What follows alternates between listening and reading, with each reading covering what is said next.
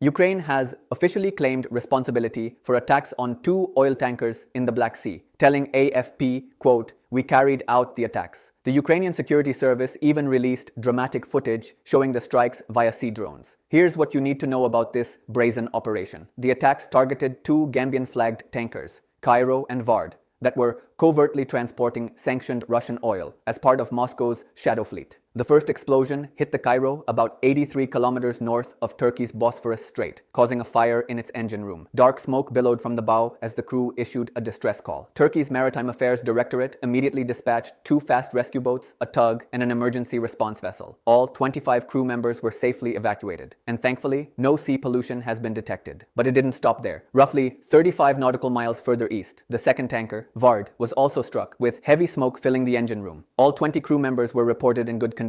Despite the explosions, shipping traffic through the critical Bosphorus Strait continued uninterrupted. Now here's the key point. These tankers are part of Russia's shadow fleet, a network of aging, uninsured vessels that Moscow uses to evade Western sanctions and keep its oil flowing to global markets. Ukraine has been systematically targeting this fleet for months, seeing it as legitimate military targets that fund Russia's war machine. The sea drones used in this attack represent Ukraine's asymmetric warfare advantage. Cheap, unmanned, and increasingly effective against larger vessels. The question is Ukraine justified in attacking sanctions-busting tankers, or are they risking a wider maritime conflict that could draw in NATO ally Turkey? Should the West officially support these attacks on Russia's shadow fleet, or push for de-escalation in the Black Sea?